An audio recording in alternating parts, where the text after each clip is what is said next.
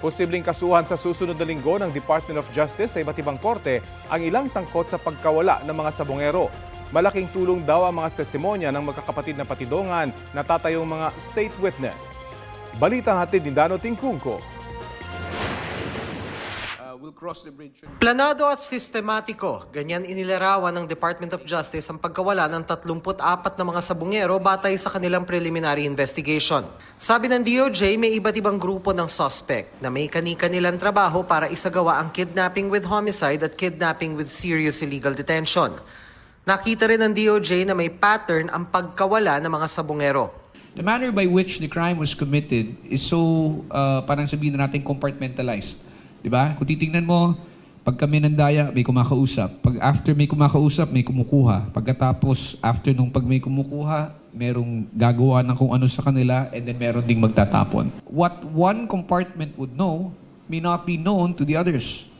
Naging malaking tulong daw sa pagtagpi-tagpi sa pangyayari ang mga testimonya ng magkapatid na Julie at Elakim Patidongan. Si Julie Patidongan na sa GMA Integrated News unang isiniwalat ang kanyang mga nalalaman mula sa umano'y panyonyope o pandaraya hanggang sa pagtawag sa mga suspect na pulis na siyang magdadala sa kanila sa isang lugar. Ang kapatid niyang si Elakim, sinabing nakita niya mismo ang pagpapahirap at pagtapon sa mga biktima. Sa testimonya ng dalawa, nakasandal ang mga kasong isasampa sa negosyanteng si Charlie Atong Ang at 21 ibang suspect. Sabi ng DOJ, dismiss na ang lahat ng reklamo laban sa magkapatid na Patidongan na kapwa tinanggap sa Witness Protection Program at tatayong state witness. There is corroboration on the statements of Julie Patidongan by the statement of his brother. Okay? And the fact that, as we all know, as of this time, all the missing relatives of the complainants here, we have no knowledge as to their whereabouts.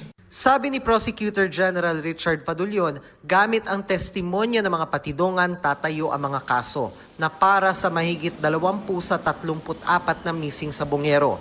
May ongoing ng kaso sa korte para sa ibang nawawala. Sa halos 60 binanggit ng magkapatid na Patidongan sa kanilang testimonya, 22 ang kasama sa asunto kabilang si Ang. Hindi na isinama ang iba dahil walaan nilang sapat na ebidensya. Kabilang ang aktres na si Gretchen Barreto. Hindi pa kasama sa mga ebidensya ng DOJ ang mga butong nakuha sa Taal Lake dahil wala pang resulta ang DNA testing. Sa susunod na linggo, inaasahang isasampa ng DOJ ang mga kaso sa iba't ibang korte. Balak din daw nilang hilingin sa court administrator na i-consolidate ang mga ito. Dano Tingkungko, nagbabalita para sa GMA Integrated News.